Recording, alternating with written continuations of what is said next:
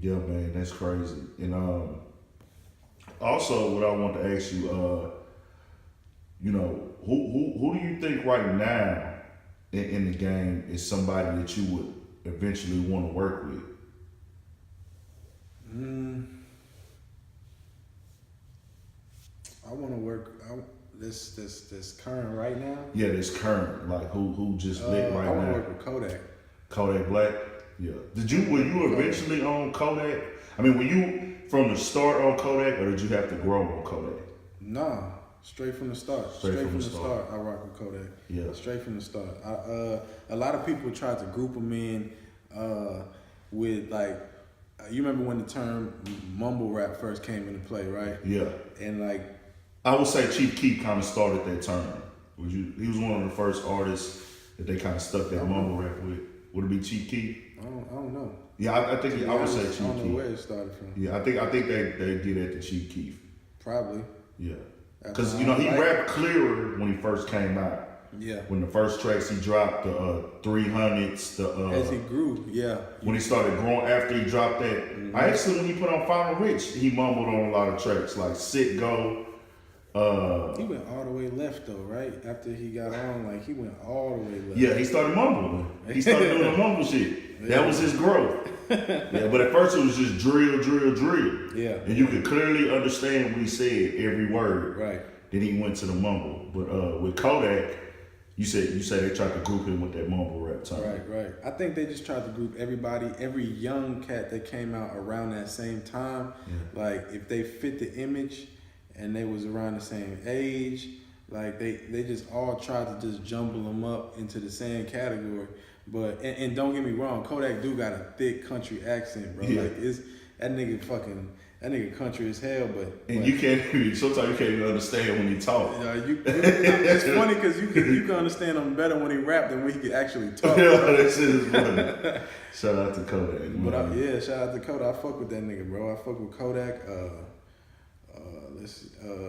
I fuck with A-Boogie too. Yeah, and it's crazy because I've listened to your music. I've been in the studio with you. I've heard your songs. You are a lyrical artist. Yeah. You are really an artist. You actually spit bars and really actually have the metaphors, the dramas, the similes, the concepts. And when niggas hear your shit, they're gonna be like, damn, this nigga is on.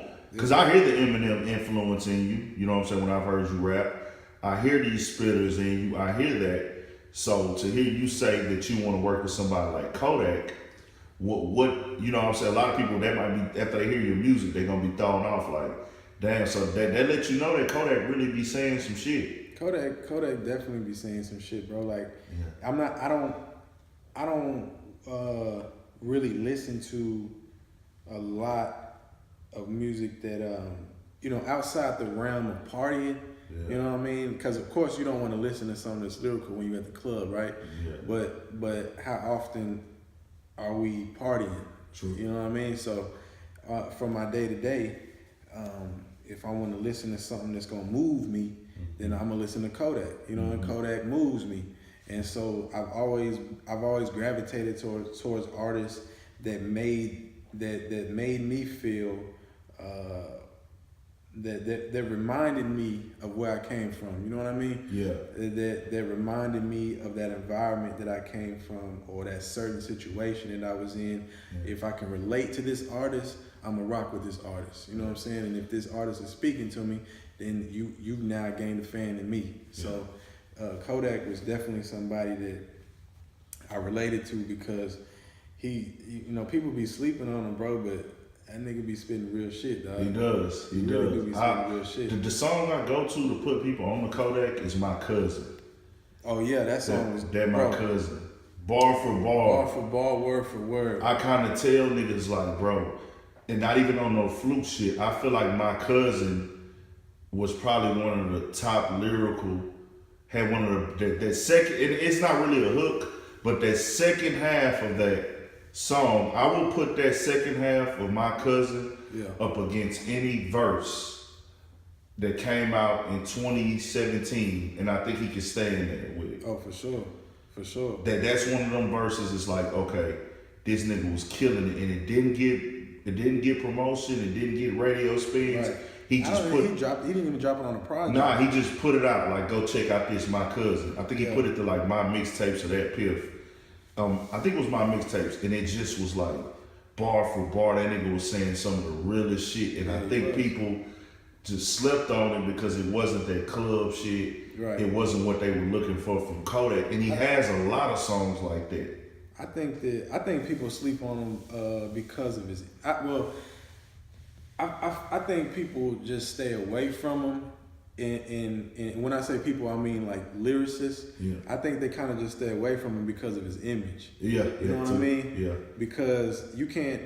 I find it hard to believe that a Cole or a Kendrick hasn't listened to a Kodak track before and be like, "Yo, this nigga's nice." Yeah. You know what I mean? But when you constantly in and out of jail, when you constantly got beef with everybody bro, behind nothing, then it's like I could do a song with Kodak today, and then next week, oh, it's fuck you, nigga. Like that's just what he on. Like, but I feel like Kodak is the type of nigga where if he say fuck you, it don't necessarily just mean fuck you, bro. Yeah.